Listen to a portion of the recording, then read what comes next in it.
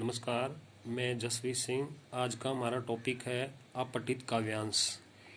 अपठित गद्यांश के समान अपठित काव्यांश भी पहले पढ़े गए नहीं होते।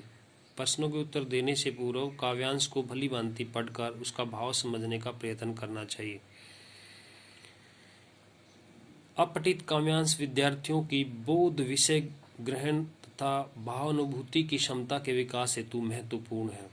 इससे छात्रों में काव्यगत विशिष्टताओं की बेहतर समझ के साथ साथ व्याकरणिक योग्यता का विकास होता है तथा शब्दकोश में वृद्धि होती है।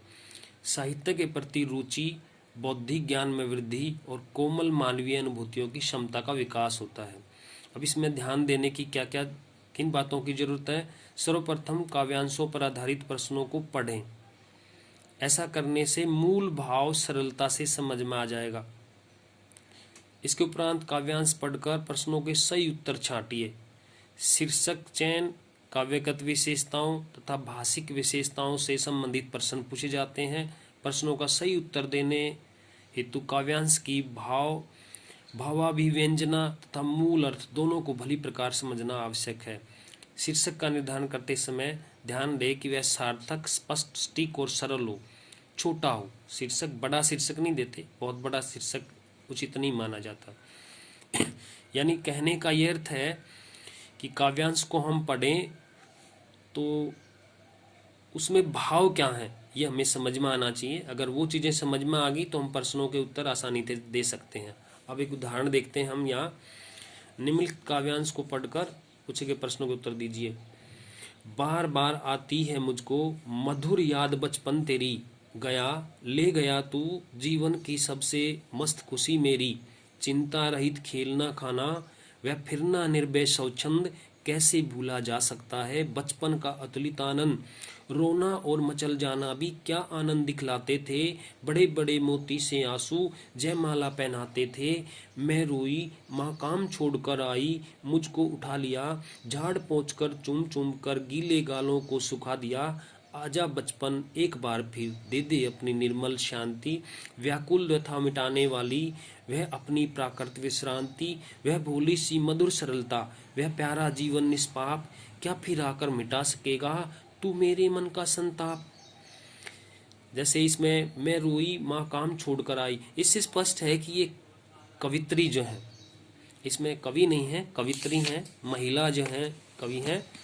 और ऐसे ही कुछ ने इसमें संकेत से समझनी होती है। इसके प्रश्न देखते हैं। जीवन की सबसे मस्त खुशी कौन ले गया? जीवन की सबसे मस्त खुशी किस बारे में इसमें बात है? बचपन के बारे में। जीवन की सबसे मस्त खुशी बचपन ले गया। बचपन में जयमाल कौन पहनाता था? बचपन में जयमाल कौन पहनाता था? इसमें लिखा है बड़े बड़े मोती से आंसू जयमाला पहनाते थे। आसानी से बच्चे इसको कर सकते हैं। कवित्री बचपन की किन बातों को याद करती है? कवित्री बचपन में चिंता रहित खेलती थी, निडर स्वच्छंद घूमना, रोना मचलना, माँ का आंसू पोंछना, पिता का दुलार करना, ये सारी बातें याद आती। कवित्री बचपन से क्या पूछती है? कवित्री कहती मेरे बचपन तू लौट कर आ जा, इस जीवन में जो दुख है क्या तू आकर उन्हें दूर कर सकता है?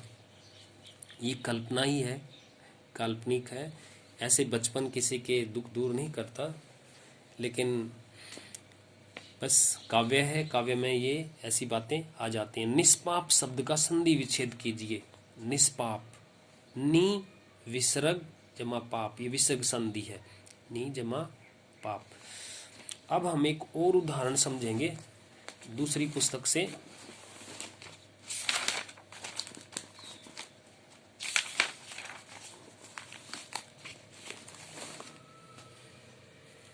अब ये देशभक्ति की पंक्तियां हैं कविता की। अब और अच्छे से समझ में आएगा। जा रहा हूँ दूर दुनिया से बिछुड़कर, देख कर ये आंख में आंसू न भरना। टूटती आवाज में फिर कह रहा हूँ, साथियों अपने वतन से प्यार करना। काश मेरी माँ यहाँ से देख पाती, घाव मैंने पीठ पर खाया नहीं है। दूध का बदला चुका कर जा रहा हूँ, रक्त रंजित गात मुरझाया नहीं है।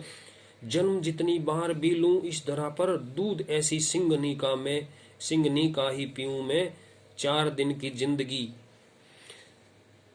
4 दिन की जिंदगी या 100 बरस की, देश का हित साधने को ही जीऊं मैं अमरता का कभी याचक नहीं। मैं अमरता का कभी याचक नहीं हूँ, देश के हित में सदा स्वीकार करना, सदा स्वीकार मरना। तो ये एक शहीद की पंक्तियां हैं कि मुझे तो देश के हित में सदा मरना ही स्वीकार रहा है। अब इसके प्रश्न देखते हैं। सैनिक अपने साथियों से क्या कह रहा है? ये कह रहा है साथियों अपने वतन से प्यार करना। इसमें आसानी समझा सकता है। सैनिक अपनी माँ को याद करके क्या कह रहा है? काश मेरी माँ यहाँ से देख पाती, घाव मैंने पीठ पर खाया नहीं है, दूध का बदला चुका कर जा रहा हूँ। जैसे माँ कहती है बेटा पीठ पर वार नहीं खाना, तो सैनिक मरते दफे भी यही बात कह रहा है कि घाव मैंने पीठ पर खाया नहीं है, काश मेरी माँ यहाँ होती तो देख पाती। सैनिक किस चीज़ की याचना कभी नहीं करता। इसमें पढ़ सकते हैं, मैं अमरता का कभी याचक नहीं हूँ, मैंने अमर होना कभी नहीं चाहा। मैं तो बस देश के हित में, हमेशा देश के हित में मरना ही अपना कर्तव्य मानता हूँ। इस काव्यांश में मनुष्य को क्या संदेश दिया गया है? इस काव्यांश में मनुष्य को क्या संदेश दिया गया है? यही दिया गया है कि हमें अपने वतन से प्यार करना चाहिए और अपने वतन के लिए मर मिट जाना गौरव की बात। काव्यांश का उपयुक्त शीर्षक बताइए। इसका उपयुक्त शीर्षक क्या हो सकता है? हम सोचें तो इसका एक उपयुक्त शीर्षक ये हो सकता है, शहीद, एक शहीद की चाह, या देशभक्त, देश प्रेमी, इस तरह का शीर्षक उचित कहा जा सकता है। धन्यवाद।